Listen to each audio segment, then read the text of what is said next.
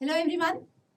In our previous two sessions, we did properties of inverse trigonometric functions. And those two sessions were extremely important. And there are few more properties which are to be taken in this session. That does not mean they are less important. But my emphasis has always been in the previous two sessions that domain and range, they play an important role in inverse trigonometric functions. So we had to take two types of properties in two different sessions. In this session, we may have mixed properties. So we start this session as properties of inverse trigonometric functions and some more properties rather. So I start with sine inverse x plus cos inverse x equal to pi by 2. The moment I write this property, obviously by now you have understood there has to be some condition. Condition on what? Condition on x. Where does x lie? It has to be in domain of sine inverse and it has to be in domain of cos inverse also. So what is the domain of sine inverse and cos inverse? Luckily they happen to be same and it is nothing but minus 1 to 1. So comparatively this property is simple. Now this actually is quite something similar to sine pi by 2 minus theta equal to cos theta kind of. So you can recall that and then you may be able to understand that what could be proof of this. I'm not getting into proof because frankly speaking from examination point of view, proofs are not that important. Properties are important and applications are important. So sine inverse x plus cos inverse x equal to pi by 2, x belongs to minus 1 to 1. What is next? Next is sec inverse x plus cosec inverse x equal to pi by 2. And again, x lies in domain of sec inverse and domain of cosec inverse. Both happen to be same and domains are nothing but minus infinity to minus 1 union 1 to infinity. So these two properties are comparatively easy to understand. Third, tan inverse x plus cot inverse x equal to pi by 2. Again, x belongs to domain of tan inverse and domain of cot inverse. Again, domains happen to be nothing but the set of real numbers and hence x belongs to R. Comparatively, these three properties, what I have written, they are of similar type, easy to understand, nothing much to talk about. But the following one is extremely important and it is tan inverse x plus tan inverse y equal to tan inverse of x plus y upon 1 minus xy. And mind you, please, I don't stop there. I have written conditions on x and y. What are the conditions on x and y? That x and y both are positive and xy less than 1. Now that xy less than 1 is important. Why? Because that 1 minus xy becomes positive. Mind you, please, numerator x plus y is positive. 1 minus xy is positive. So tan inverse of positive quantity you are talking about. So both the sides are expected to be positive. So tan inverse of x plus tan inverse of y can be equated ideally, logically to tan inverse of x plus y upon 1 minus xy. At least this much you can understand. I'm not getting into proof, but then please remember these properties, understanding them well. Now, that means if I'm emphasizing so much on this, there could be more conditions also. True, there are more conditions. And the second one is tan inverse x plus tan inverse y equal to pi plus tan inverse of x plus y upon 1 minus xy. Conditions are now x and y are positive like before, but now xy is greater than 1. What happens if you just look at the right hand sides, the tan inverse expression? X plus y is positive. 1 minus xy will become negative. Correct? So tan inverse of x plus tan inverse of y, which is left hand side. Now since x and y are positive, so left hand side is positive. You cannot write in the right hand side only tan inverse of x plus y upon 1 minus xy. Reason? Because the tan inverse of x plus y upon x minus y is a negative quantity. Left hand side positive, right hand side negative. You can't equate these two. I hope everyone understands what I'm saying. So to make that, two sides compatible, we need to add that pi. I mean, reason behind adding pi is this, that those two sides can be made equal.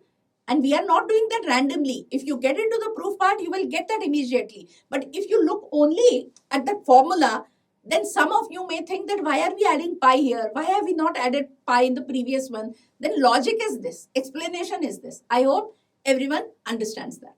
Now I move to the next one. And next one is tan inverse x minus tan inverse y. And it is equal to tan inverse of x minus y upon 1 plus xy, x and y both are positive. I hope there is nothing much to explain. I hope everyone can understand that. And then I move to the next types. Now realize this, first three were of same type, next three are of similar type, and now I go to the next one. Next one is sine inverse of 1 by x equal to cosec inverse x. Now mind you please that x is to be chosen so that 1 upon x has to be in domain of sine inverse and x has to be in domain of cosec inverse. And that x, whenever it is between minus infinity to minus 1, union 1 to infinity, that will satisfy the condition of domain of cosec inverse, and 1 upon x will go in minus 1 to 1, and hence sine inverse of 1 upon x is possible. So remember the condition on x there, that sine inverse of 1 by x equal to cosec inverse of x. And x lies in domain of cosec inverse. Even if you remember that way, good enough. We move to the next one, and the next one is cos inverse of 1 by x equal to sec inverse x. Same logic, like previous one, x belongs to minus infinity to minus 1, union 1 to infinity. And now one more in the list. What must be that? Are you not expecting that to be connecting tan inverse and cot inverse? But here you will have to be careful. Don't write immediately that tan inverse of 1 by x as cot inverse x kind of. So let us be careful. Tan inverse of 1 by x is cot inverse x provided x is positive. Why? Because tan inverse of 1 by x would be a positive quantity whenever x is positive, correct? And cot inverse x is also positive. So tan inverse you can equate to cot inverse of something. Reason, tan inverse of 1 by x, whenever x is positive, that answer for tan inverse will lie between 0 and pi by 2.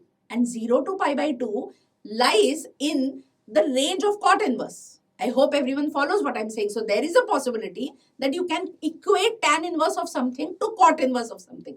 But that does not happen in the second case. Tan inverse of 1 by x, I have to write as minus pi plus cot inverse x whenever x is negative. Now, please understand this part carefully. I'm saying x less than 0.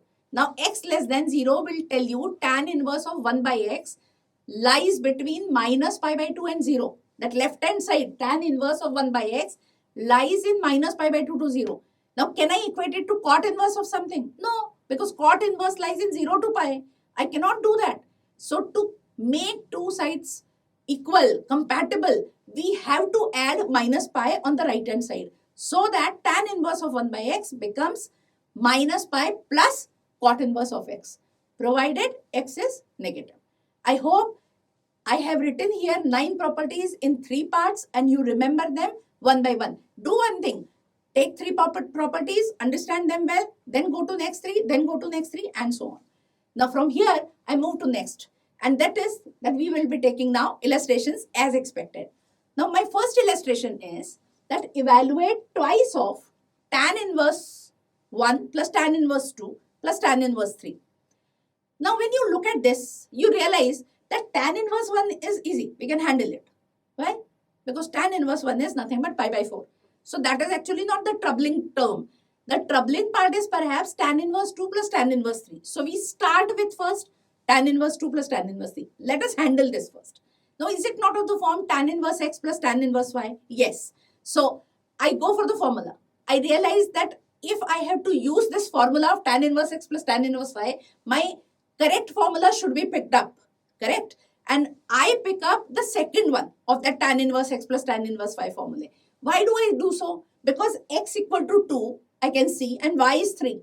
And hence the product is 6, which is greater than 1. So we have to pick up the second one. And I apply that formula and I write it as pi plus tan inverse of 2 plus 3 upon 1 minus 6. I simplify that part and I will be getting that as pi plus tan inverse of minus 1. Tan inverse of minus 1 is nothing but minus pi by 4, and hence answer would be pi minus pi by 4. So 3 pi by 4. Substitute this in the required expression, and hence the required expression would be twice of pi by 4 plus 3 pi by 4. And the answer would be finally 2 pi. I hope you have understood the right application of tan inverse x plus tan inverse y formula. Correct? Now let us move to the next one. Next one is that sigma tan inverse 2p upon p raised to 4 plus p square plus 2. We have to evaluate this. Now expression looks little complicated, but we will handle it, I guess. Because that p4 plus p square plus 2 is something what you have already seen in your previous classes in factorization. So what I do is that the denominators 2, I will write it as 1 plus and then rest part. And the p4 plus p square plus 1, you can always write as p square plus 1 whole square minus p square. This is something what you have done in your previous classes in your algebra part. Now, denominator, that p square plus 1 whole square minus p square is of the form x square minus y square. So, it would be x plus y, x minus y type. So, I will have p square plus p plus 1 as one factor and p square minus p plus 1 another factor. So, what we do is that we try to write the numerator now in terms of, that numerator means that 2p, in terms of p square plus p plus 1 and p square minus p plus 1. And we write it as the difference of those two quantities to get 2p. I hope that part is clear to you. And now what we will do? We will actually now separate them. How do we separate? Because the tan inverse of p square plus p plus 1 minus p square minus p plus 1 upon 1 plus that entire expression what I have written there, that is of the form tan inverse of x minus y upon 1 plus xy. What was this for? Written as, was it not tan inverse x minus tan inverse y? That is what I have written on the right hand side now. Okay, I proceed from there and I actually substitute values of p one by one. P equal to 1, p equal to 2, etc. And then see what is happening there. It is like that tan inverse 3 comes with plus sign and tan inverse 3 comes with negative sign also. So they would get cancelled and so on. And you would be left with finally tan inverse of infinity minus tan inverse of 1. And that tan inverse of infinity I will write as pi by 2 minus tan inverse of 1, that is pi by 4. So pi by 2 minus pi by 4. So answer should be nothing but pi by 4. So here I end my session. When we come in next session, again we will be bringing something new. Till then, stay tuned. Thank you.